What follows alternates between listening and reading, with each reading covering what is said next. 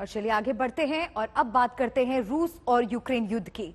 रूस और यूक्रेन के बीच जंग जारी है। रूस की ओर से यूक्रेन के शहर बूचा में भयानक बमबारी कर रहे हैं। बताया जा रहा है कि वहां रूस ने कत्लेआम किया है। आपको हमारे सहयोगी शुभांकर मिश्रा के पास ले चलते हैं, जो बताएंगे कि जहां रूस ने नरसंहार किया वो बूचा कहां है और क्या हुआ है वहां।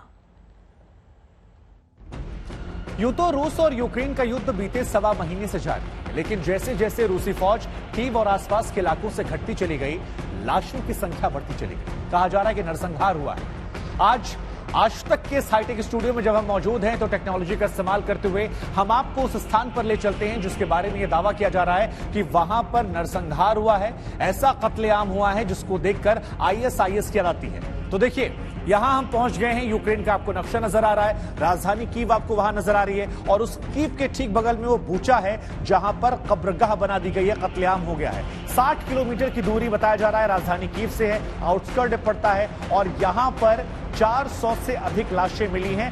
लाशों को देखकर, विवत्सा को देखकर दुनिया सहम गई है। लेकिन जो असली तस्वीर है वो अब आपको दिखाते हैं। यहां पर इस चर्च के पास ये बताया जा रहा है कि ये जो नक्शा आपको नजर आ रहा है ये कब्रगाह है। 45 फीट लंबी कब्रगाह है और एक ऐसी कब्रगाह है जिसमें इतनी लाशें दफन है जिनको गिनना भी मुश्किल हो जा रहा है। इन तस्वीरों को देखकर यूक्रेन कह रहा है कि इंटरनेशनल कोर्ट में हम जाएंगे, ये इंसानियत का कत्ल है। ऐसा कत्लेआम तो आईएसआईएस ने नहीं किया था। चेचन लड़ाकों पर ऐसे आरोप लग रहे हैं, लेकिन ये तस्वीरें रोंगटे खड़े करने वाली हैं। अब एक और बात जो समझने वाली आपके लिए वो ये है कि ये इरपिन और बूचा में हुआ है, जहां पर 5 हफ्ते तक लगातार रूसी फौज का डोमिनेंस रहा। 26 फरवरी के बाद से कब्जा था और इस कब्जे को उन्होंने बरकरार रखा। हालांकि इस्तांबुल में समझौते के बाद वो यहां से धीरे धीरे आगे बढ़ गए।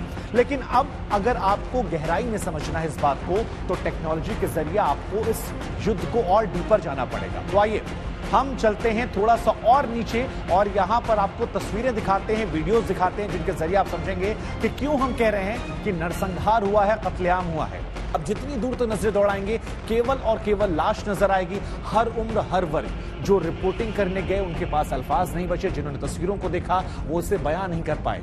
ये तस्वीरें इतनी ज्यादा हृदय विदारक हैं कि इनको हम आपको पूरी तरीके से दिखा नहीं सकते हैं, क्योंकि ये डरावनी तस्वीरें हैं। यहां पर देखिए, आपको रूसी फौजी नजर आ रहे हैं, यूक्रेनी फौजी नजर आ रहे हैं जो साफ सफाई भी करने गए, उनके भी रूह कांप गई। टैंक नजर आ रहे हैं जले हुए, गाड़ियां नजर आ रही हैं जली हुई और लोगों की लाशें ऐसी पटी हुई हैं कि मानो उन्हें पूछने वाला कोई नहीं है, विचलित करने वाली।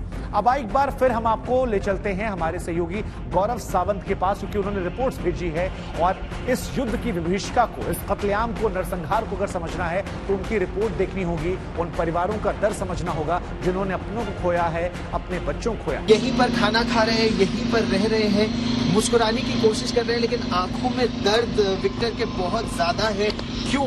क्योंकि विक्टर और साशा ने अभी मुझे बताया कि आइए मैं आपको दिखाता हूँ कि इनकी छोटी सी बच्ची इस शेलिंग में मारी गई थी और कहीं उसको ले जा भी नहीं सकते, इतनी ज्यादा शेलिंग हो रही थी। सिमेट्री तक ले जाने के लिए नहीं जगह थी, दफनाने की जगह नहीं थी, तो घर के बिल्कुल बगल में यही उसको दफना दिया अब से थोड़े दिन पहले यहाँ पर।